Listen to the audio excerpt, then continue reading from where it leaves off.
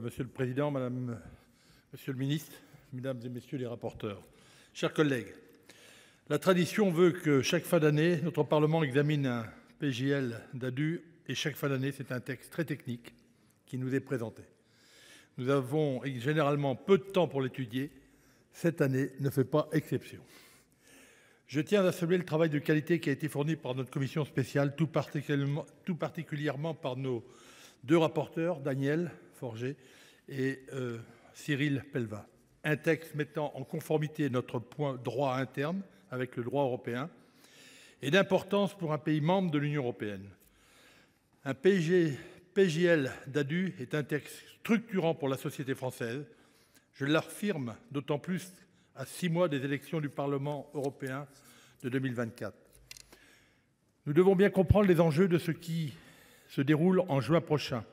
Nous étudions le texte de ce soir seulement parce que des règlements, des directives, des actes législatifs délégués ont été adoptés au niveau européen. La Commission, le Conseil et le Parlement européen sont le trio qui négocie des pans essentiels de notre droit. Le clivage pro- et anti-européen se dessine très clairement dans plusieurs pays d'Europe, dont certains ont déjà cédé aux sirènes des eurosceptiques et autres nationalistes. Même quelques pays fondateurs se sont laissés séduire. Cela doit nous alerter à nouveau. La vague prend de l'ampleur. Nous devons être conscients, chers collègues, que ce qui se joue l'an prochain pourrait orienter dans les prochaines années notre propre droit interne.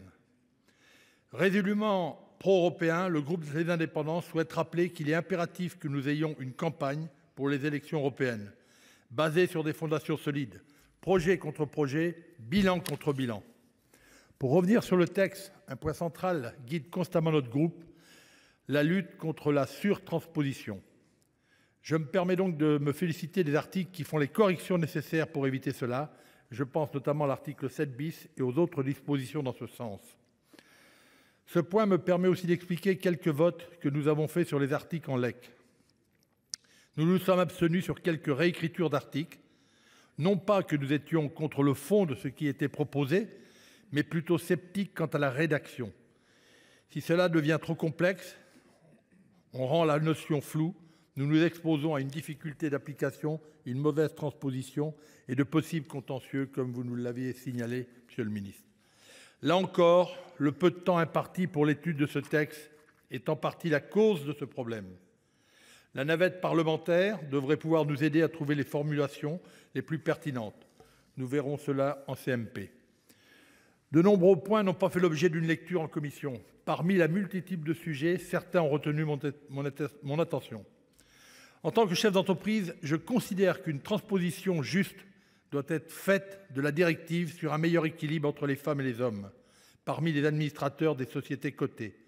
La parité est un élément essentiel. Nous serons attentifs aux ordonnances que prendra le gouvernement. L'équilibre entre la vie professionnelle et la vie privée est également primordial. Ainsi, la transposition de la directive concernant l'équilibre entre vie professionnelle et vie privée des parents et aidants est une bonne nouvelle. Je salue d'ailleurs les évolutions proposées en commission spéciale afin de compléter la liste des congés couverts. La partie relative à la transition écologique insère dans notre droit plusieurs sujets majeurs. Les textes verts européens participent à la réalisation de nos transitions.